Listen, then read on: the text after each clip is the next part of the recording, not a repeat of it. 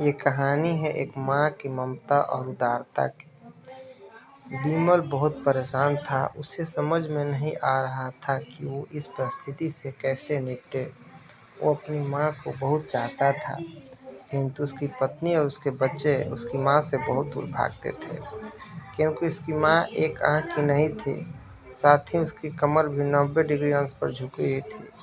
वैसे वह अपना काम सब खुद कर लेती थी, किंतु फिर भी वो उसकी पत्नी और बच्चों के लिए हमेशा खटकती थी। दादी, आप ऊपर के कमरे में जाओ, मेरे दोस्त आ रहे हैं, विमल के बेटे अखिल ने बड़े बेरखी से कहा। पर बेटा, मैं तो यहाँ बहुत दूर बैठी हूँ, विमल की माँ ने बहुत प्यार से कहा। नहीं, आप उनके सामने मत रहो, वो मुझे चिढ़ाते हैं, अखिल ने जोर से डांटते हुए कहा। क्या हुआ अखिल, क्यों चिल्ला रहे हो? विमल की पत्नी कामिनी ने किचन से ही आवाज लगाई। देखो ना माँ, ये दादी यहीं ड्राइंग रूम में बैठी हैं और मेरे दोस्त आ रहे हैं, अखिल ने शिकायत भरे लहजे में कहा। माँ जी, आप ऊपर चली जाओ, क्यों हम लोगों को लजवाती हो? कामिनी ने बेटे का पक्ष लेते हुए कहा। बेचारी सरस्वती चुपचाप उठकर जीने के सहारे ऊपर जाने लगी। कमर झुकी होने के कारण उन्हें ऊपर चढ़ने में बहुत परेशानी हो रही थी, किंतु वो पूरी ताकत से ऊपर के एक अकेले कोने वाले कमरे में जाकर बैठ गई। विमल बाजू कमरे से सब सुन रहा था। उसे कष्ट हो रहा था कि उसकी माँ को अपमानित होना पड़ रहा है, किंतु वह असहाय था। अगर वो कुछ कहता है तो पत्नी और उसके बच्चे उसका विरोध करने लगते हैं।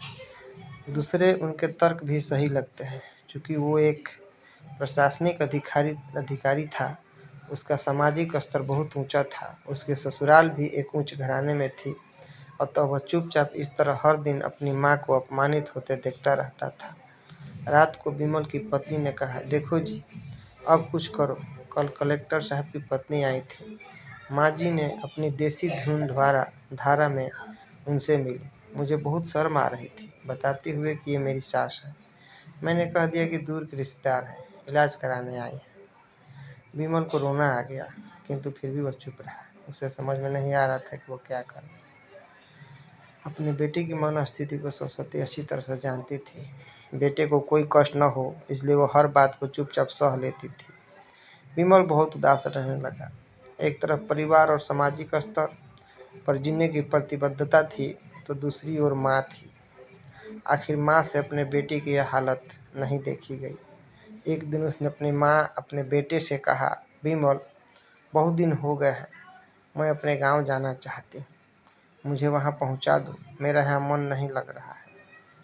किंतु माँ, वहाँ तो कोई नहीं है, तुम्हारी देखभाल कौन करेगा? विमल ने आश्चर्य से पूछा। अरे सब गांव वाले तो हैं वो, और वो तुम्हारे मामा जी तो उसी गांव में रहते हैं, और फिर हम सारी व्यवस्था कर आएंगे ना। कामनी को तो जैसे मन की मुराद मिल गई। हाँ बेटा, बहुत सही कह रही है, सरस्वती ने लंबी सांस लेते हुए कहा। विमल जानता था कि गांव में माँ की देखभाल करने वाला कोई नहीं है, लेकिन अपनी पत्नी के जिद के कारण वह अपनी माँ को गांव छोड़ने पर विवश हो गया। माँ को गांव छोड़कर आते वक्त उसे रोना आ रहा था तथा अपनी बेबसी पर गुस्सा भी आ रहा था, किंतु परिवार, पत्नी और समाज ने उसके इन मनोभावों को दबा दिया और वो सुकून सा महसूस करने लगा। कुछ दिनों के बाद उसके चाचा, जो अमेरिका में रहते थे, आने वाले थे। जब विमल बहुत छोटा था, उसके पिता जीवित थे, तब वो भारत आए थे, और उसके बाद वो अब भारत आने वाले थे। पूरा परिवार और आस पड़ोस बहुत उत्साहित था।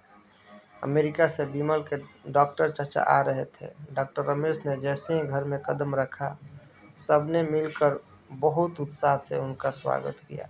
क्यों विमल, भाभी नहीं दिख रहे हैं, कहाँ हैं?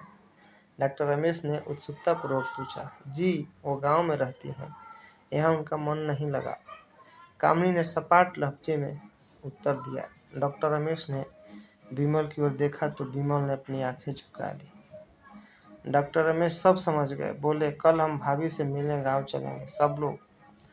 दूसरे दिन सभी लोग गांव के घर में पहुंचे। देखा कि सरस्वती को बहुत तेज बुखार है और वो पलंग पर असहाय पड़ी है। डॉक्टर रमेश दौड़कर सरस्वती के पास गए, उनके पैर छूकर रोने लगे। सरस्वती की यह हालत उनकी कल्पना से परे थी। वाह बेटा विमल, तुमने तो नाम उजागर कर दिया। अपनी माँ की ये हालत देखकर तुझे तो शर्म भी नहीं आ रही होगी। डॉक्टर रमेश ने विमल को लगभग डांटते हुए कहा। नहीं देवर जी, विमल का कोई दोष नहीं है। मैं खुद गांव आई थी। सरस्वती ने अपने बेटे का बचाव किया। मुझे सब पता चल गया। भाभी अब चुप रहो। क्यों बहू, तुम्हें अपनी सास की क्रूरता पसंद नहीं है ना? समाज में तुम्हें नीचा देखना पड़ता है ना? डॉक्टर रमेश ने कामिनी की ओर व्यंग से देखा। कामिनी निरुत्तर होकर विमल को देखने लगी। आज तुम जिस सामाजिक स्तर पर हो वो इन्हीं के संघर्षों की देन है। और बेटा विमल, तुम्हें शायद मालूम न हो कि बचपन में जब तुम 1 साल के थे तब छत से नीचे गिरने के कारण तुम्हारी एक आंख फूट गई थी और तुम्हारी रीढ़ की हड्डी में भी समस्या थी। तब तुम्हारी इस क्रूर माँ ने अपनी एक आंख और अपना बोन मैरो तुम्हें देकर इतना सुंदर स्वरूप दिया था। कामिनी बेटा, इतने सालों तक संघर्ष करके बेटे को प्रशासनिक अधिकारी बनाने वाली इस संघर्षशील औरत की तुम लोगों ने यह दशा कर दी। तुम्हें ईश्वर कभी माफ नहीं करेगा। डॉक्टर रमेश के आंखों से अश्रु जलधारा बह रही थी। अब भाभी, आप मेरे साथ अमेरिका जाएंगे। यहाँ इन स्वार्थी लोगों के बीच नहीं रहेंगे। डॉक्टर रमेश ने सरस्वती से कहा। विमल को तो काटो तो खून नहीं था। डॉक्टर रमेश जो उसके चाचा थे, उन्होंने जो राज बताया उसके बाद तो विमल को यही लग रहा था कि उससे ज़्यादा पापी इंसान इस दुनिया में कोई और है ही नहीं। वह दौड़ता गया और माँ सरस्वती के कदमों से लिपट गया। माँ, मेरा अपराध अक्षम्य है। मैं जानबूझकर चुप्पी साधे रहा, आपका अपमान करवाता रहा। अब सिर्फ आप ही उस घर में मेरे साथ रहेंगी और कोई नहीं। विमल आग्नेय दृष्टि से अपनी पत्नी और बच्चों को देखा। कामिनी को भी बहुत पछतावा हो रहा था, किंतु उसकी हिम्मत नहीं हो रही थी कि वह सरस्वती से आंखें मिलाए। सरस्वती ने कामिनी की मनस्थिति को समझकर उसको पुचकारते हुए अपने पास बुलाया और विमल को डांटते हुए कहा, खबरदार, जो मेरी बहू को मुझसे अलग करने की कोशिश की तो तुझे ही घर से बाहर निकाल दूंगी। कामिनी और बच्चों ने सरस्वती के पैर पड़ते हुए अपने व्यवहार पर माफ़ी मांगी और माँ के हृदय ने सबको माफ़ कर दिया। तो यहाँ इस कहानी से हमें ये पता चलता है कि माँ माँ होती है और माँ के स्थान को कोई नहीं ले सकता है। माँ सभी देवी देवताओं से बढ़ के होती है और यही माँ की ममता उदारता है। धन्यवाद। मेरे चैनल को लाइक करिए, सब्सक्राइब करिए और शेयर करिए।